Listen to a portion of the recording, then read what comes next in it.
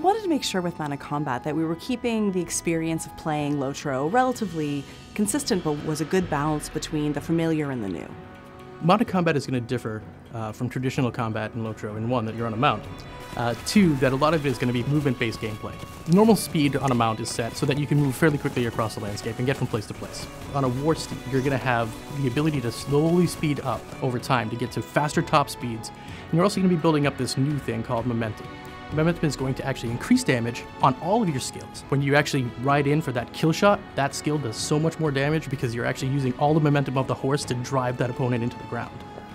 In stand and deliver combat, you and I aren't moving, so I can just trade blows with you about as fast as I can cycle my skills. It's not really the case in mounted combat. In mounted combat, there's a lot of jousting, hit and runs, breaking away, coming back together.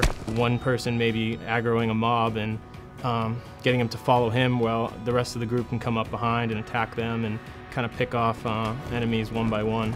We're starting to see, tactics evolve. People's play styles really start to come out. The different classes make combat completely different. The Guardian, the way he interacts in mounted combat is completely different than the Hunter. You're going to have a whole set of new skills that are augmented by traditional stances that you have on your baseline characters and classes. These skills are going to allow you to either move the position of the mounts that are around you, deal damage to them from range or up close. Some of the new abilities that are being developed for mounted combat are charges.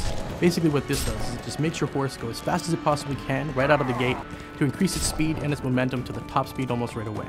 We also have the ability to stop your horse very, very quickly. Any area that you're in for mounted combat is still going to be an open area. We will be using our layering technology to make sure that there aren't too many people inside of a given space, but it's not going to be instance. You will still see plenty of other players out there. You'll still be able to group up and get the full group experience. In fact, there are a lot of classes that have a lot of group skills that are involved. It's going to feel different. It's going to look different. Definitely look different.